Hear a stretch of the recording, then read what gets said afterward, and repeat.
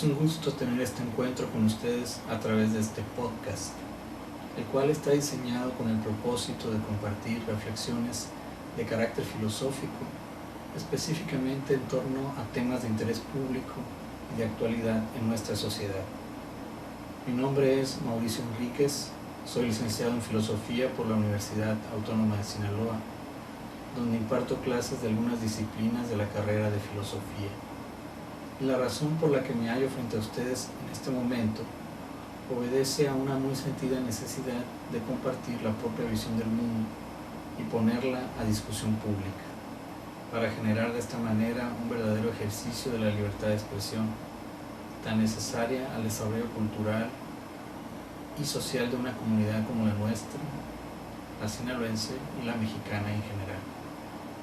En esta ocasión voy a tratar someramente el tema de los medios de comunicación y su incidencia en el conocimiento humano. Quédese conmigo. Esto es Doxa Pública.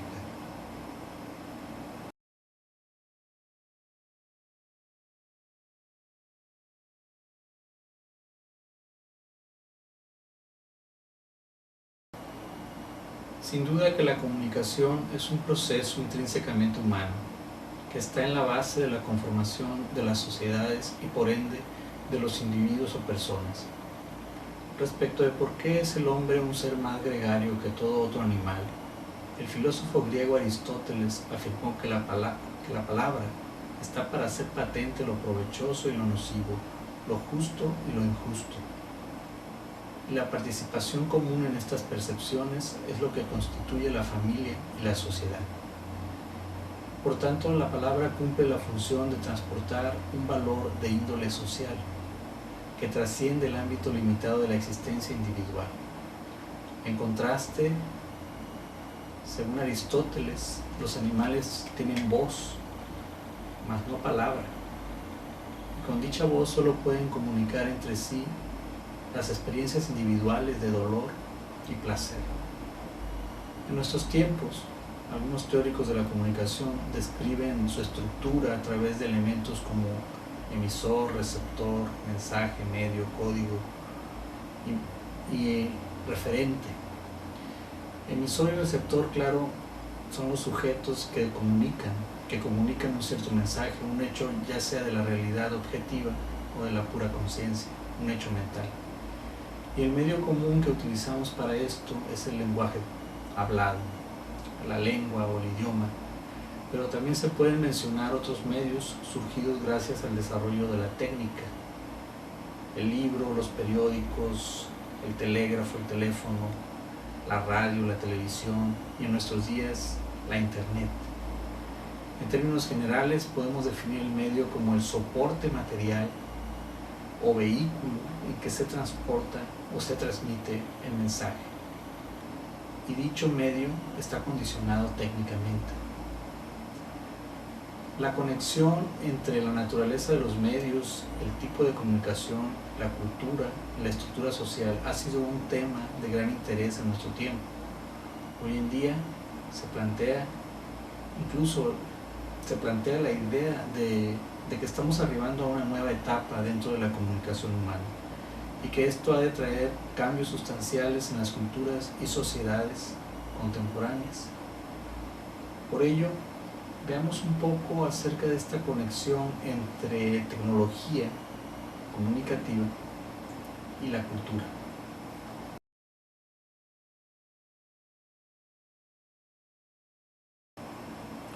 En la historia de la humanidad se pueden reconocer dos momentos decisivos en la conformación de medios de comunicación masiva a distancia.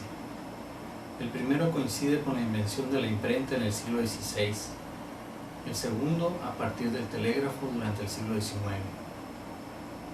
Luego de este último se han venido en cascada estrepitosa el teléfono, la radio, la televisión, el cine, y la que para muchos constituye la tercera revolución, la de Internet. Pero semejantes desarrollos técnicos de la comunicación han hecho de esta algo diferente. Han cambiado con ello a las sociedades.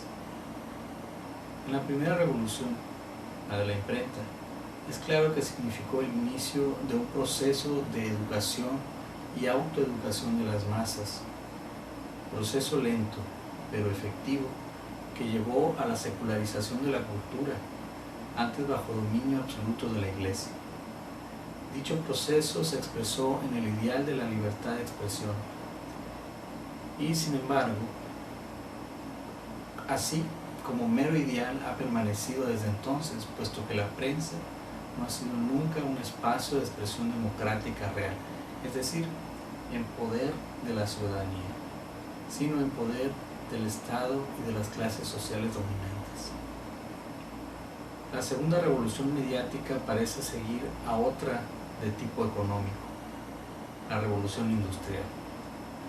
Desde el telégrafo hasta la televisión, la clase capitalista ha utilizado estos medios en diversos modos para afirmar su poder económico y político, desde servir a la organización de sus actividades, pasando por la propaganda que ha forjado al sujeto consumidor, hasta la promoción de una cierta ideología que le asegure su poder. Y en todo esto, los beneficios que quedan para los pueblos es algo meramente circunstancial, cuando hay tales beneficios. En cuanto a Internet, en México representa un medio poco empleado por razones socioeconómicas principalmente, en comparación con la radio o la televisión, por ejemplo. Sin embargo, parece ser un medio que se mantiene al margen de los intereses económicos y políticos de las clases gobernantes. Hay pues en este medio, si no una democratización, sí una mayor libertad para la expresión individual y a una escala global. Pero está en posibilidad de generar una nueva cultura. Es cualitativamente distinto a los medios electrónicos tradicionales.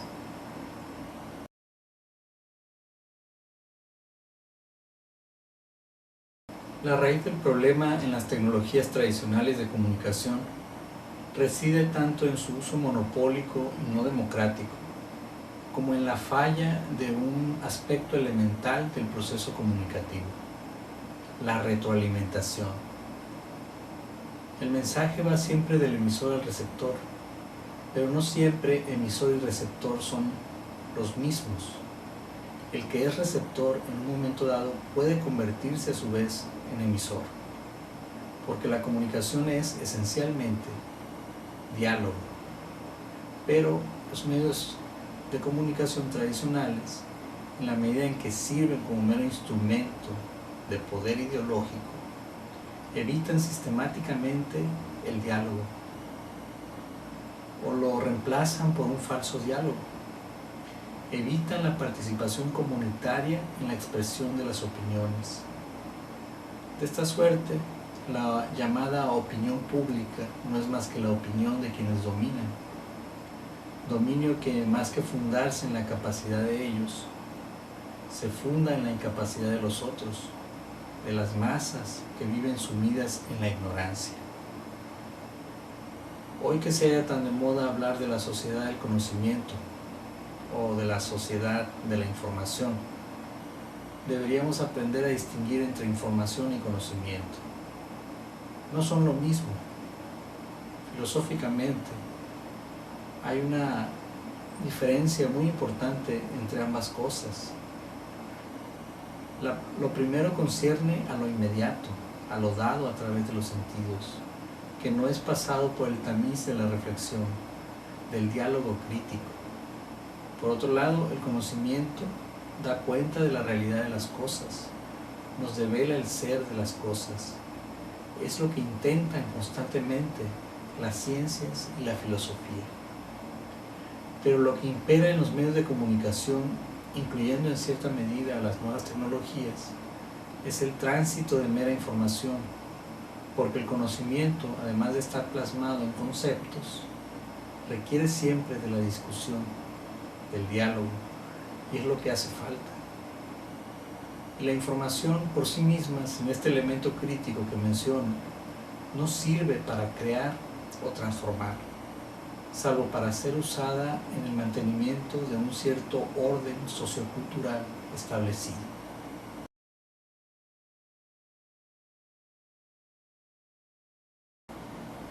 concluir, significan las nuevas tecnologías una nueva revolución cultural. Como ya he mencionado, las revoluciones culturales anteriores e inherentes a los cambios en las tecnologías de la comunicación solo han transformado instrumentalmente el proceso comunicativo, pero dejando intacto su perfeccionamiento en un encuentro más profundo entre los seres humanos, que debería ser el objetivo principal. Una verdadera revolución en los medios cumpliría con este fin.